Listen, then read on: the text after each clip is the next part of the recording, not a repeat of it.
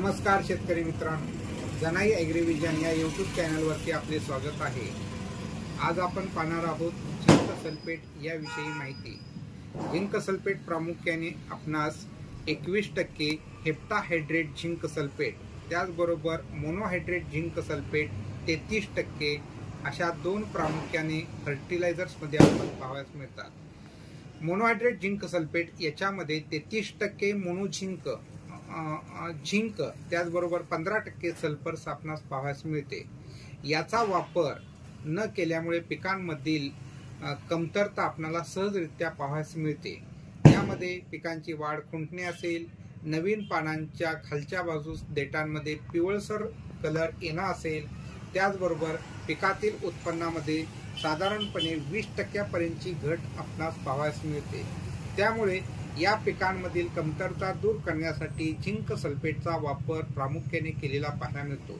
त्यामुळे शेतकरी बांधवांनी नेहमीच झिंक सल्फेट्स आपणाला मातीमधून, त्याचबरोबर ते घुलनशील असल्यामुळे स्प्रेच्या माध्यमातून आपणाला झिंक सल्फेट पिकांना देता येते।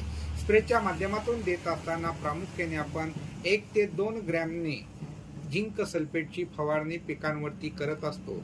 त्याचबरोबर मातीमधून डोसमधून पिकांना ज्यावेळेस आपण झिंक सल्फेटचा वापर करतो ते एकरी 10 किलो पर्यंत झिंक सल्फेट्स वापरले जाते।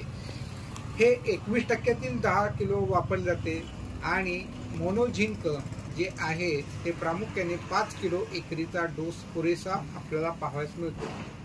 झिंक सल्फेटच्या वापरामुळे पिकातील क्लोरोफिल पिगमेंटच्या निर्मितीमध्ये प्रामुख्याने मोठ्या प्रमाणामध्ये वाढ होते आणि क्लोरोफिलमुळे उत्पादन क्षमतेमध्ये वाढ झालेली पाहायला मिळते।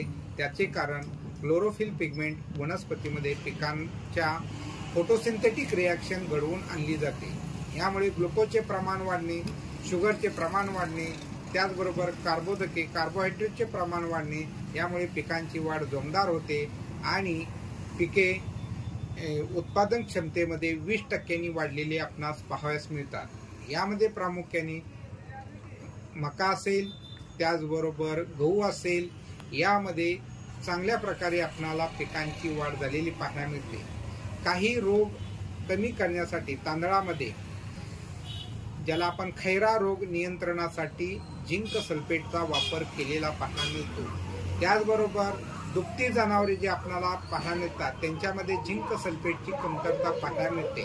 ही झिंक सल्फेटची कमतरता भरून काढण्यासाठी त्यांना दिले जाणारा चारा जो आहे त्याच्यावरती झिंकचा वापर केल्यास झिंक सल्फेटची कमतरता भरून निघते। त्यामुळे दुभत्या जनावरांमध्ये आजारांचं प्रमाण देखील कमी झालेलं पाहायला मिळतं। त्यामुळे सूक्ष्म अन्नद्रव्यामधील प्रमुख असणारे झिंक सल्फेट याचा वापर योग्य पद्धतीने केल्यास निश्चितच आपणाला शेतीमध्ये चांगल्या प्रकारची गुणवत्ता वाढलेली दिसते। त्यामुळे सर्व शेतकरी बांधवांनी झिंक सल्फेटचा योग्य वापर करणं फार गरजेचं आहे।